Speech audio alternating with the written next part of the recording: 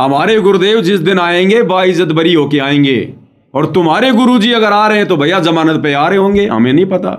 तुम अपने गुरु को मानुष मानते हो, हम तो नहीं मानते। हम तो नहीं चाहते कि हमारे गुरुजी जमानत पर आए। सरकारों की औकात है क्या जो पूर्ण ब्रह्म परमात्मा को जमानत देगी? है क्या किसी की औकात? तुम्हें लग रहा कि हमारे गुरुजी कैद से छूटकर आ रहे हैं? एक कैदी बाहर आ रहा है, क्योंकि तुमने अपने गुरुजी को जेल में समझ रखा है।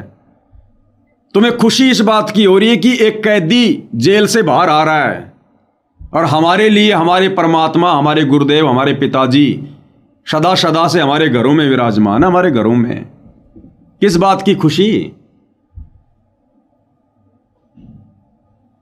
11 साल से निर्दोष होते हुए, और तुम शतलोक आश्रम वालों की मनमानियों के कारण गुरुदेव भगवान ने जो कष्ट सहे हैं जेल में बैठकर, नालायकों तुम्हें तो रोना चाहिए अपनी मनमानियों पर, अपने कुकर्मों पर। वो भगवान कोई गलती नहीं करता। तुम्हारी गलतियों के कारण, तुम्हारी उल्टी हरकतों के कारण, तुम्हारे कुकर्मों के कारण जो बरवाला कांड में तुम लोगों ने किया, उस निर्दोष परमपिता परमात्मा ने 11 साल तक जेल सही है। 11 साल तक रोना चाहिए तुम लोगों को तो। और तुम्हारा दुर्भाग्य है कि संत रामपाल जी जेल से बाहर आ रहे हैं।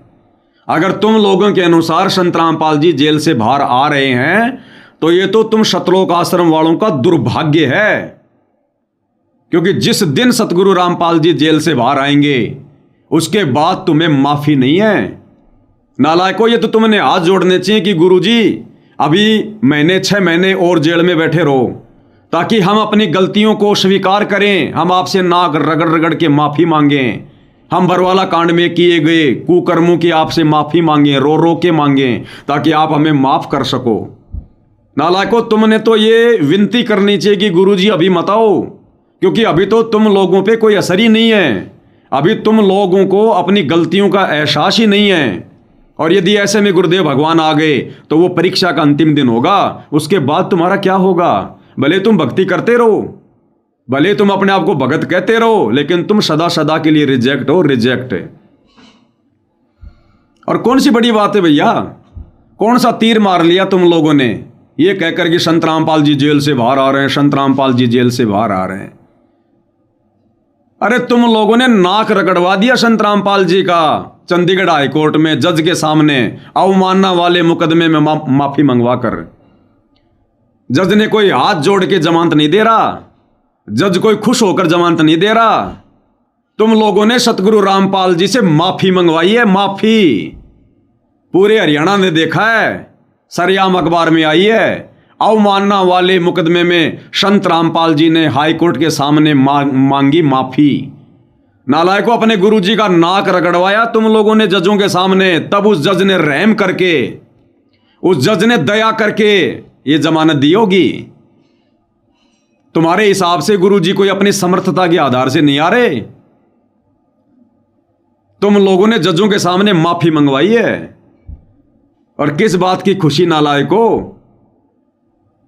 अरे कोई व्यक्ति कोई बहुत बड़ा कांड कर दे, कोई गलती कर दे, और वो 10-11 साल जेल में बैठा रहे, और उसके बाद वो जेल से बाहर आए, तो खुशी होनी चाहिए कि इस आदमी को तो फांसी होनी थी, इसने तो उल्टे काम कर रखे हैं, लेकिन फिर भी सरकार ने उसको छोड़ दिया। अरे हमारे गुरुदेव ने क्या गलत कर रखा है? हमारे गुरुदेव ने कौन सा किसका मर्डर कर रखा है? हमारे गुरुदेव ने कौन से कमांडो बनाए थे? हमारे गुरुदेव ने कौन सी कोर्ट की अवमानना की थी? ये सारे कुकर्म तो तुम लोगों ने करवाए।